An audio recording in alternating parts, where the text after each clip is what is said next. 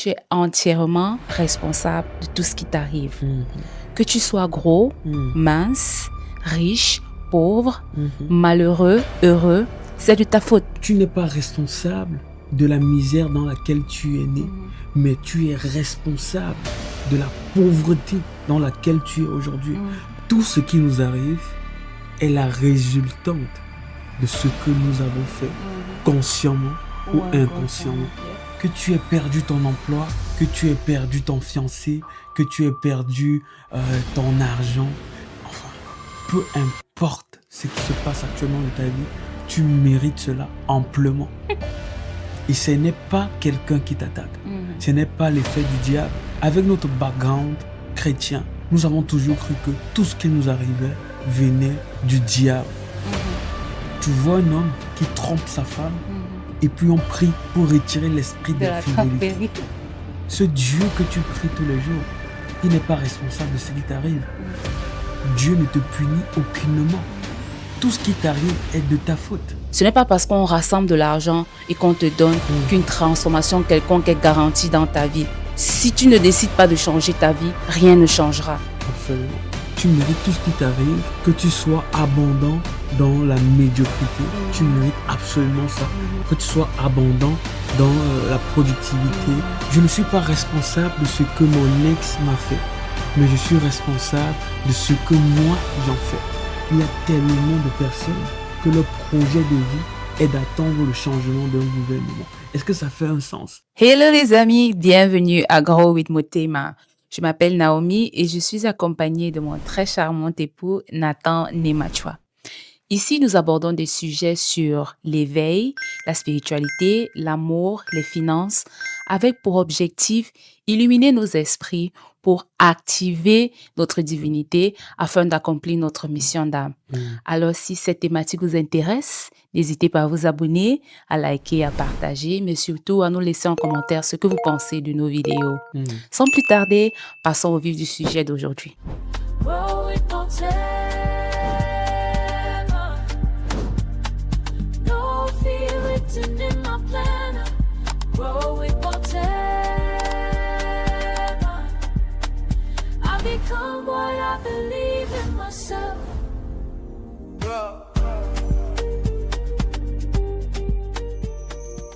Alors, aujourd'hui, on casse tout.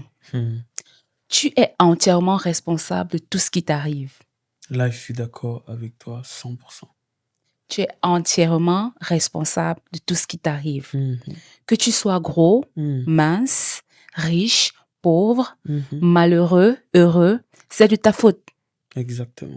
Je sais que cette déclaration va à l'encontre d'un comportement que nous avons par défaut, qui est de jouer les victimes et de se plaindre de tout et de rien. Mon patron est horrible, c'est de la faute de mon ex, ce sont mes parents, la vie est injuste, pourquoi moi, je suis maudit, etc. Et donc tout le monde est coupable, sauf toi. Ça ne fait absolument aucun, je dirais, aucun sens du tout.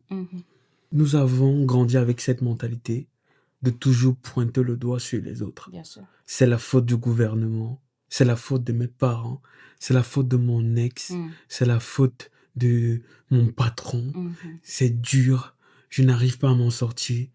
Le diable m'attaque, l'ennemi veut me finir. Oh, je suis fini avec les attaques. Et c'est très drôle. Le problème, c'est que nous vivons sans rien comprendre de comment la vie marche, sans comprendre les lois de la nature, les lois universelles, la cause de tout. Parce qu'en réalité, nous sommes assujettis à des lois qui agissent sur tous les êtres vivants sur Terre. Que tu sois blanc, que tu sois noir, que tu sois né en Afrique, que tu sois né en Amérique, que tu sois né dans le fin fond du village, que tu sois né en New York City, les lois, ce sont les lois. Ouais. Et nous grandissons sans comprendre comment ça marche. L'une des lois les plus anciennes est la loi de causalité, ou encore la loi de cause à effet. Tout ce qui nous arrive est la résultante de ce que nous avons fait, consciemment ou inconsciemment. Yep. Rien ne nous arrive par hasard. absolument rien. Que tu aies perdu ton emploi, que tu aies perdu ton fiancé, que tu aies perdu ton argent, enfin, peu importe ce qui se passe actuellement de ta vie, tu mérites cela amplement. Et ce n'est pas quelqu'un qui t'attaque. Ce n'est pas l'effet du diable. C'est le résultat de ce que tu as fait qui est en train de s'opérer dans ta vie. Avec notre background chrétien, nous avons toujours cru que tout ce qui nous arrivait venait du diable. Tu vois un jeune homme qui va voler, qui va faire des bêtises, et ses parents prient pour retirer l'esprit de vol. Tu vois un homme qui trompe sa femme, et puis on prie pour retirer l'esprit De la d'infidélité. tromperie. Est-ce que ça fait un sens? Tu es pauvre et misérable, tu pries pour que Dieu, je ne sais pas quel Dieu d'ailleurs, te donne de l'argent ou bien un emploi. Dieu donne l'emploi à qui en fait? Ce Dieu que tu pries tous les jours, il n'est pas responsable de ce qui t'arrive. Dieu ne te punit aucunement. Tout ce qui t'arrive est de ta faute. Et dire que tout ce qui nous arrive n'est pas de notre faute, c'est croire que Dieu n'est pas juste. C'est croire que Dieu fait des choses au hasard. J'arrive dans des difficultés aux autres, il bénit les autres et c'est du n'importe quoi. Mais l'univers, Dieu est organisé.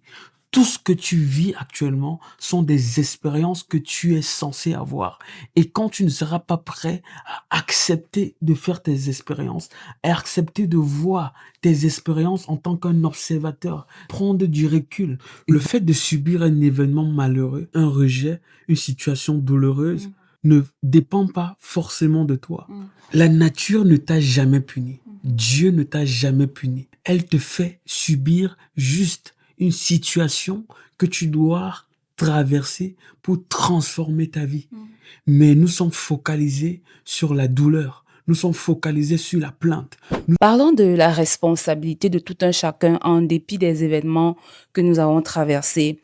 L'expression « personne ne viendra t'aider » va sembler méchant parce qu'on pense toujours que c'est plus facile de s'asseoir et de recevoir de l'aide de l'extérieur sans toutefois faire des efforts pour trouver des solutions à son problème. Mais maintenant, le fait que tu reçoives de l'aide de l'extérieur ne garantit pas ta survie, ne garantit pas une transformation dans ta vie. Ce n'est pas parce qu'on rassemble de l'argent et qu'on te donne qu'une transformation quelconque est garantie dans ta vie. Je vais prendre l'exemple d'un des employés de mon père qui travaille pour nous depuis fort longtemps. Il est plutôt différent dans la mesure où il n'avait pas de maison, pas de famille, il prenait des stupéfiants, il buvait. On lui a donné une petite chambre où il pouvait dormir le temps de travailler pour nous. Dans sa chambre, c'était du bordel partout. Il n'était pas propre, il était mal habillé. On lui donnait parfois des vêtements. On lui donnait à manger. On le payait pour son travail. On lui donnait de l'argent pour rien. On lui donnait de l'argent pour se soigner.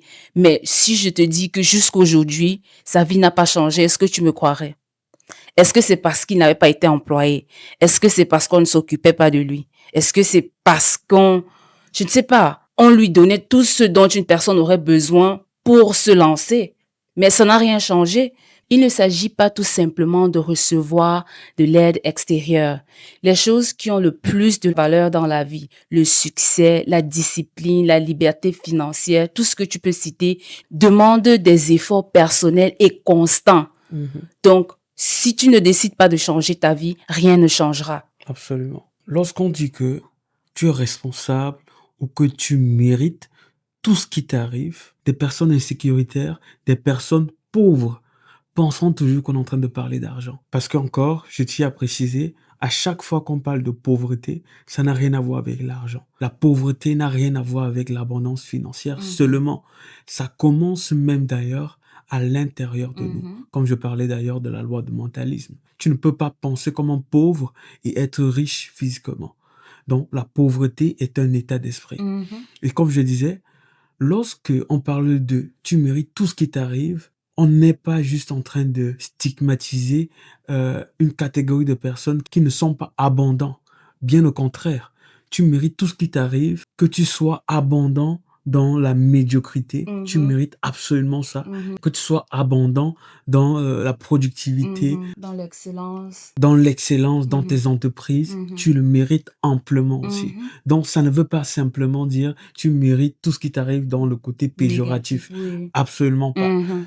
Je ne suis pas responsable de ce que mon ex m'a fait, mais je suis responsable de ce que moi j'en fais.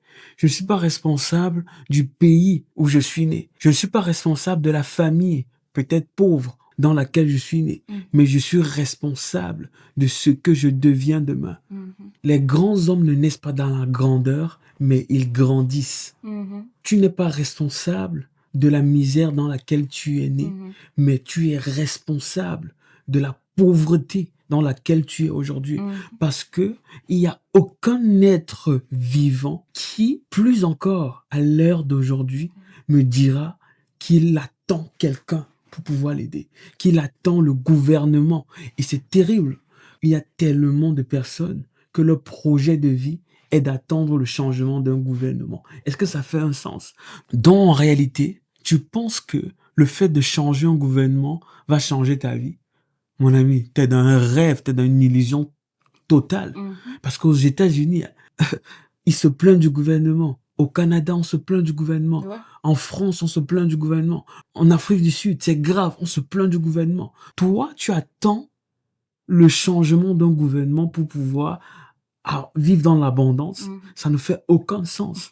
J'ai même vu récemment, lors des dernières élections, un jeune homme qui vendait dans des rues, qui disait donc je vais encore continuer à vendre dans les rues après la défaite Ah. de Issa Chiroma.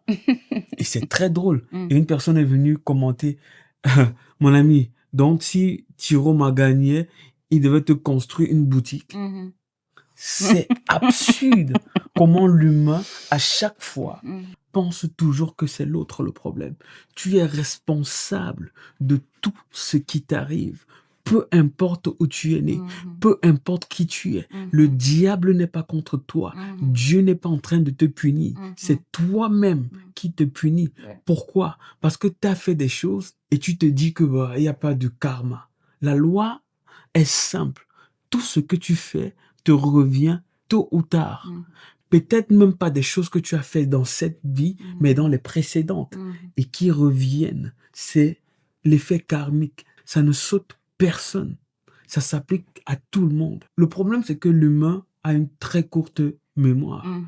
Ou alors on vit dans le déni. Exactement, on vit dans un déni absolu. Mm. L'humain a une très courte mémoire. Ouais. Lorsqu'il fait des choses, il se dit, mais bon, c'était pas grave, j'ai juste insulté, j'ai juste volé la viande dans la marmite, j'ai juste... Mais quand demain, le revers vient, il est étonné. Mhm. On a volé mon sac à main. Qu'est-ce qui m'arrive? Je suis un poisseux. On a volé mon argent. Et pourtant, moi, je n'ai jamais rien fait à quelqu'un. Je n'ai jamais fait du mal. Tous mes ex, j'étais toujours bon. C'est eux qui m'ont trahi. Mhm. C'est elles qui m'ont fait ci. Mhm. C'est elles qui m'ont fait ça. Moi, j'étais parfait. Mhm. Mon ami, tu es en train de mentir. Mhm. Et tu mens à haute et intelligible voix. Tu es un Parce- bandit. Tu es un bandit.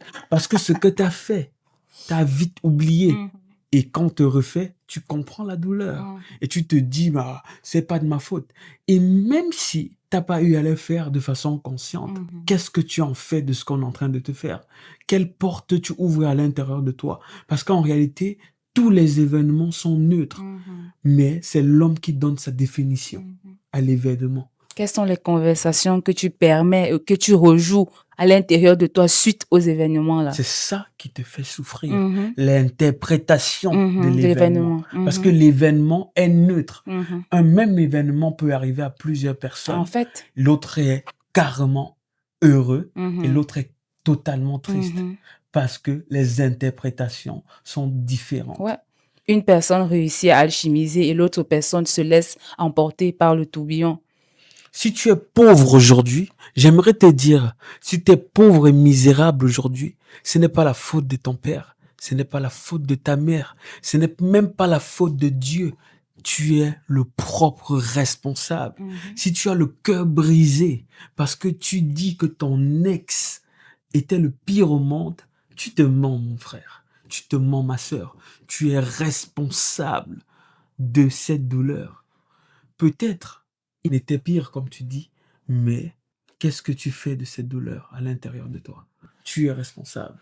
Comme j'ai l'habitude de dire, ce n'est pas facile, mais les principes sont simples dans la mesure où si tu ne soignes pas ton alimentation, tu vas subir les conséquences de la prise du poids. Si Exactement. tu ne travailles pas sur tes habitudes financières, tu vas subir les conséquences, Mhm. la pauvreté, les dettes. Tu vas te retrouver dans un cercle vicieux de perte d'argent. Mhm. Si tu ne tiens pas les promesses que tu te fais, ne t'attends pas à ce que les gens tiennent leurs promesses envers toi. Le projet que tu as dit que tu devais entamer, où en es-tu? Le sport que tu as dit que tu allais C'est entamer, où en es-tu? c'est l'année prochaine ou bien le mois prochain. Les livres que tu as dit que tu allais commencer à lire, où en es-tu? La prise de conscience pour laquelle tu te sentais motivé dernièrement, où en es-tu? Les boîtes de nuit que tu t'es promis d'arrêter, les femmes que tu cherches partout, que tu t'es promis d'arrêter, Mhm, où en es-tu? mhm, Et après, tu viens accuser les gens que tu es pauvre. mhm, Tu pries que Dieu enlève la difficulté. L'humain est terrible. mhm. Et c'est très drôle parce qu'on fait des conneries et on va prier une hypocrisie vers Dieu pour qu'il enlève le problème. Arrête de prier, ça ne sert à rien. Tu dois faire tes classes. Mhm. Les classes sont inévitables. On ne jongle pas les classes de la vie. Si tu ne les fais pas dans cette vie, tu les feras dans la vie d'après. Mhm. Jusqu'à ce que tu fasses tes classes, tu seras toujours là. La fin du monde, c'est quand tu auras décidé d'alchimiser ce que tu es venu faire sur terre. Mhm. La vie n'est pas faite pour être facile. Mhm. Si on s'attend à un moment donné que la vie soit facile, on se trompe. Parce qu'au moment où la vie est facile, l'homme arrête d'évoluer. L'homme arrête de grandir. C'est uniquement lorsque c'est difficile qu'on peut raisonner différemment, qu'on peut réfléchir, qu'on peut réveiller notre génie. Les soldats ne sont pas formés pour la paix, ils sont formés pour la guerre. Et nous sommes venus sur terre pour la guerre, pour combattre l'ego, pour combattre notre chair, pour combattre la matrice et être au-delà de ça. Et cela se fait dans la difficulté constante. Nous devons donc alchimiser et être stoïques devant toutes sortes de situations. Tout à fait, tout à fait. Les chemins faciles mènent souvent au confort, mais très rarement à la transformation. Les choix faciles te rendront la vie difficile. Mhm. Et les choix difficiles te rendront la vie facile. Mhm. Très vrai. Tout ce que tu veux dans la vie est en montée. Et la montée symbolise quoi? Les défis, les sacrifices, la persévérance et tout ce qu'il faut pour atteindre tes objectifs. Trop vrai. Mhm. Connais-tu le point commun entre les grands rois? C'est le déclin. Parce qu'une fois qu'on arrive au sommet, le vent est plus fort et plus violent. Mhm. Et pour maintenir au sommet, tu dois redoubler d'efforts. Mhm. Tu dois faire 10 fois ce que tu faisais avant. Beaucoup pensent que lorsqu'on arrive au sommet, c'est tranquille, ça va, je suis arrivé. Mhm. Mon ami, à l'instant que tu arrives au sommet, tu vois au moins 100 autres sommets qui se placent au-dessus de toi. Mhm. Plus haut tu es, plus la chute est brutale.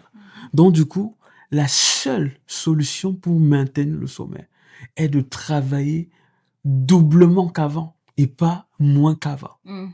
Et beaucoup se trompent dans l'illusion de la stabilité. Non, quand je vais voyager, tout va bien se passer. Quand je serai marié, je n'aurai plus de problème, je serai tranquille. Pourtant, c'est lorsque tu voyages que la difficulté commence. Mhm. C'est lorsque tu te maries que la difficulté commence. Mhm. C'est lorsque tu commences à avoir des enfants que la difficulté commence. Mhm. Ainsi de suite, ainsi de suite. Mhm. Lorsque tu as une entreprise, que la difficulté commence. Lorsque tu as 10 employés, 20 employés, 100 employés, 1000 employés, que la difficulté commence. Parce que l'homme est fait pour se transcender. Et on se transcende pas dans la facilité, mais dans la difficulté. Tout ce qu'on a, on le mérite amplement. Mais qu'est-ce qu'on en fait? Très, très pertinent et très profond. En fait, on doit tout simplement changer déjà notre perception des difficultés. Lorsque tu vois une difficulté comme quelque chose qui est là pour t'anéantir, pour te tuer, comme une malédiction, tu ne verras aucune possibilité de la transcender. Mais si tu changes ta façon de voir les choses, si tu sais déjà que où je suis et la personne que je dois devenir doit passer par ce chemin, tu ne seras pas tellement surpris. Il y a des jours où ça fait pleurer, il y a des jours où ça fait mal. Faire du sport n'est pas facile. On peut prendre n'importe quel exemple. Rien n'est facile. Rien. Mais tu dois le faire si tu le veux vraiment. Est-ce que tu le veux vraiment? C'est même là la question. Est-ce que tu veux vraiment ce que tu dis là? Ce changement-là, cette guérison-là, cette transformation-là, qu'elle soit physique, qu'elle soit émotionnelle, qu'elle soit financière, peu importe le domaine, est-ce que tu la veux réellement? Est-ce que tu sais ce qu'il faut faire pour l'avoir? Si tu as des réponses à ces questions, tu n'as aucune excuse. Aucune excuse. C'est drôle même d'avoir des excuses.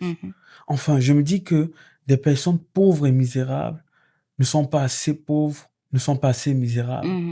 Parce que lorsque tu sais que la seule hypothèse pour moi de réussir ma vie dépend entièrement de moi, tu te donnes tous les moyens d'avoir les moyens de réussir. Tu n'attends pas les moyens à venir à toi. Tu crées les moyens. La vie, ce n'est pas la chance. C'est être prêt à l'opportunité. Et crois-moi, l'opportunité se présente toujours à tout le monde. Peu importe où tu es. Quand tu es préparé, quand tu es prêt, la plus grosse des blessures, c'est qu'une opportunité frappe à ta porte quand tu n'es pas prête à le recevoir. Tu as tellement mal. Et c'est ça la bénédiction, l'opportunité. On est tout le temps en train de demander à Dieu, demander si, Seigneur, donne-moi si tu me donnes ça, je serai bon. Si tu me donnes ça, je ne dois plus rien demander. Si tu me donnes ça, c'est correct. C'est la seule chose que je te demande. Qu'est-ce que tu as fait avec ce que tu as? Qu'est-ce que tu fais avec ce que tu as? Tu passes le temps à chercher un Dieu hypothétique. Tu veux que Jésus vienne te sauver. Tu veux que Jésus vienne résoudre tes problèmes. Tu fous la merde et tu attends qu'une personne vienne résoudre. Tu attends la grâce de Dieu venir te sauver pendant que toi, tu as foutu la merde. Est-ce que ça fait un sens? Et après, tu pleures que Seigneur, aie miséricorde. Quelle miséricorde tu parles? De quelle miséricorde tu parles quand tu es l'auteur de ta merde? Quand tu manges n'importe quoi et tu pries que Dieu te donne la taille fine, d'avoir un corps d'athlète, c'est la même chose que nous faisons chaque jour. Nous prenons notre argent, nous faisons des jeux au hasard, nous cherchons les femmes, nous faisons du n'importe quoi. Nous ne sommes pas disciplinés financièrement et après nous prions pour avoir de l'abondance financière. Ça, c'est la folie. Ça, c'est la folie. Nous sommes des bandits, c'est clair. C'est la pure folie. Quand tu changeras ton regard, quand tu accepteras de faire tes classes, quand tu arrêteras de fuir tes expériences, tu verras que tu incarnes la divinité, la conscience universelle, que tu as Dieu à l'intérieur de toi, que tu es une émanation de Dieu et que tu es capable de résoudre toutes tes difficultés, tous tes problèmes sans avoir besoin de personne. Et je tiens à clarifier ceci. Ça ne veut pas dire que tu es autodépendant parce qu'on a toujours besoin de l'un et de l'autre. Mais pour dire que tu seras le moteur, la pièce maîtresse de la résolution de ton problème. Tu ne bâtiras pas la résolution de tes problèmes sur les autres. Non. Le changement commence à l'intérieur. Parce que c'est cette transformation interne qui va te permettre de maintenir le rythme nécessaire pour cette résolution-là. Exactement. C'est toi le moteur. C'est toi la pièce maîtresse de la transformation. Ce n'est pas ton frère, ce n'est pas ta sœur, ce n'est pas Dieu. Et ce n'est même pas l'activité en elle-même, c'est toi la richesse, c'est toi la grandeur, c'est toi la beauté. C'est toi le succès. C'est toi d'abord, avant l'activité que tu manifestes. Carl Jung disait, tout ce que tu refuses de regarder en face reviendra sous forme de destin. Les problèmes non résolus te suivront comme une ombre. Les blessures non guéries reviendront dans d'autres relations. Les leçons non intégrées reviendront sous d'autres formes. Et si tu refuses encore, elles reviendront dans d'autres vies. Aujourd'hui, accepte de prendre tes responsabilités. Accepte que tout ce qui t'arrive est de ta faute. Ne base pas ta vie sur une personne tierce. Ne base pas ta vie sur des prières éphémères. Mais Prends ta vie en main parce que le Dieu que tu cherches pour résoudre tes problèmes, le Dieu que tu cherches pour porter ta croix est à l'intérieur de toi. Est une émanation de toi, n'est pas distant de toi. Et il a décidé de vivre à l'intérieur de toi, d'être toi pour te rendre l'accès facile à lui et est capable de résoudre tous les problèmes que tu traverses. Donc accepte de faire tes classes. Parce que la transcendance n'est pas une fuite, c'est une compréhension, c'est une intégration et c'est une transformation. Merci. Qu'est-ce qu'on dit? Grow with Motema. Sow the seeds of your success.